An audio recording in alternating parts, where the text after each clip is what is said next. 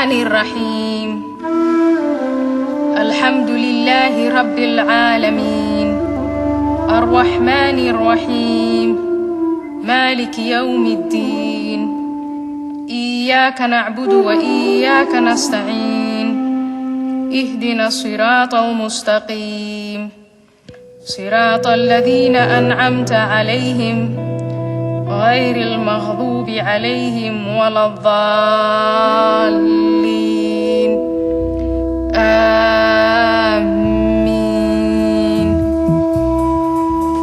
O Allah, as I lie here wounded, my spirit broken, I hear in my head the judge's voice as he pronounces me guilty.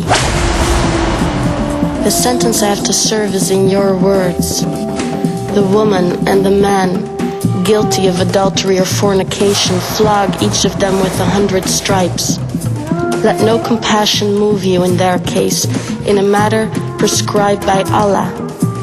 If ye believe in Allah and the last day, and let a party of the believers witness their punishment.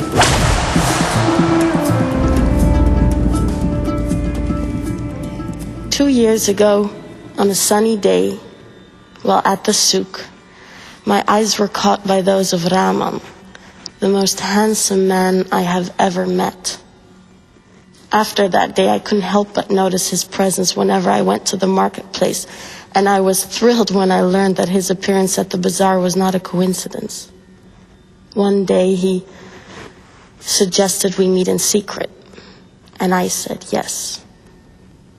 And as the months went by, our relationship deepened. What is more, out of our love, a new life started to grow. Our happiness did not go unnoticed, and before long, envious eyes gave way to malicious tongues. Let's ignore these people, Rahman and I said to each other, and trust in Allah's mercy.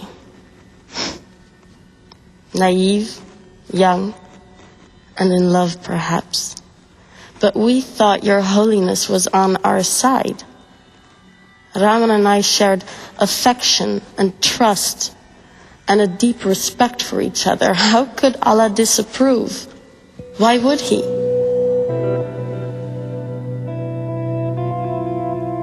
When I was 16, my father broke the news to me in the kitchen. You are going to marry Aziz, he said. He's from a virtuous family and will take good care of you.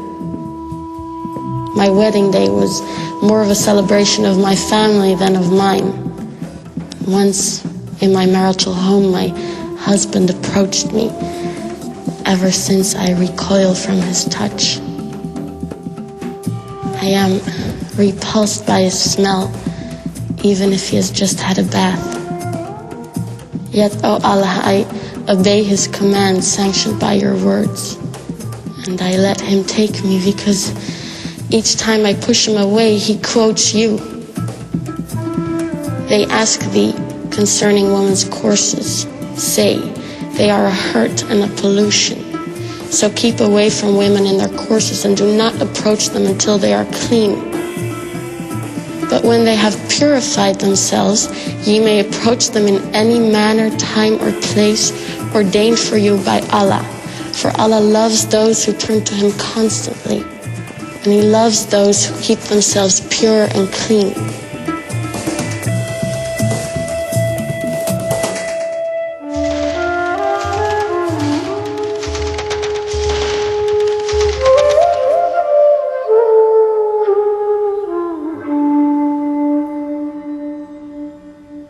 Oh Allah, Most High, you say that men are the protectors and maintainers of women because you have given the one more strength than the other.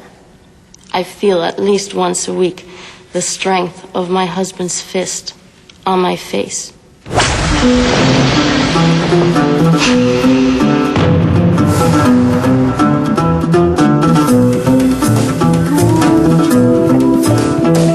Oh Allah, Most High, life with my husband is hard to bear, but I submit my will to you. My husband supports me from his means, and therefore I am devotedly obedient.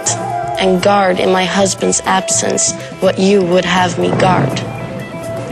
But my husband, maintainer and protector, fears disloyalty and ill conduct on my part.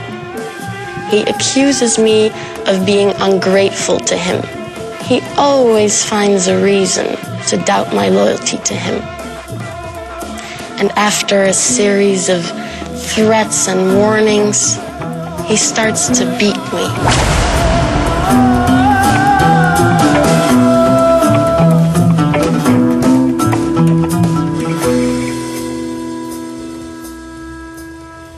O Allah, most gracious, most merciful, just as you demand of the believing woman, I lower my gaze and guard my modesty.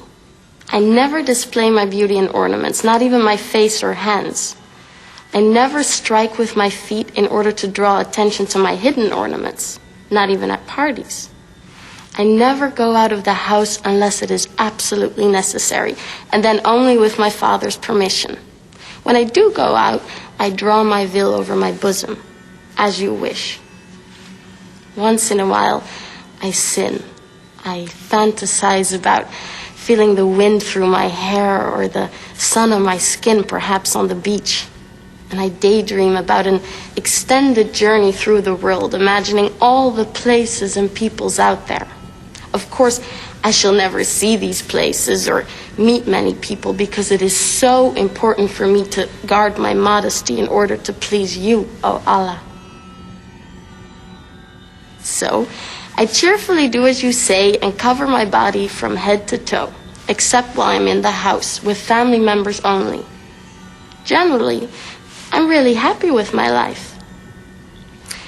However, things have changed since my father's brother Hakim is staying with us. He waits till I'm at home alone and comes to my room and he orders me to do things to him, to touch him in places most intimate. So since he's with us, I took to the habit of wearing the veil inside in order to deter him. That doesn't stop him, though. Twice now, he unveiled me, ripped my inner garments, and raped me. And when I told my mother, she said she would take it up with my father, but my father ordered her and me not to question his brother's honor. I experience pain each time my uncle comes to see me. I feel caged like an animal waiting for slaughter, and I'm filled with guilt and shame, and I feel abandoned, yet surrounded by family and friends. Oh, Allah. Hakim is gone now that he knows that I'm pregnant.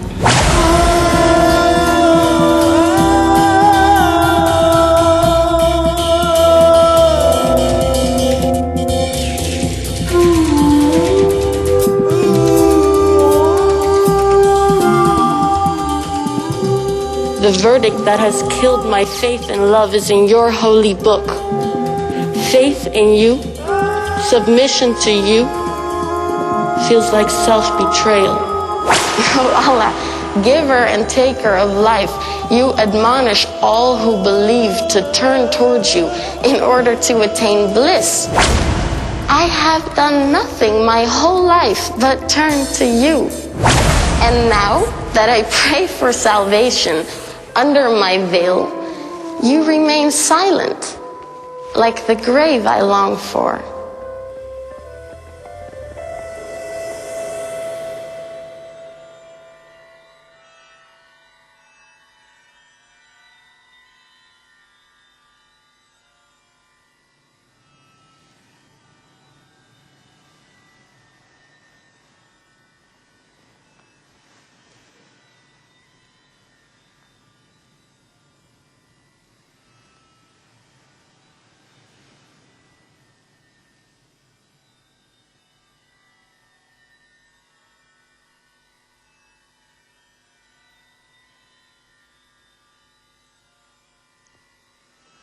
Assalamualaikum warahmatullah.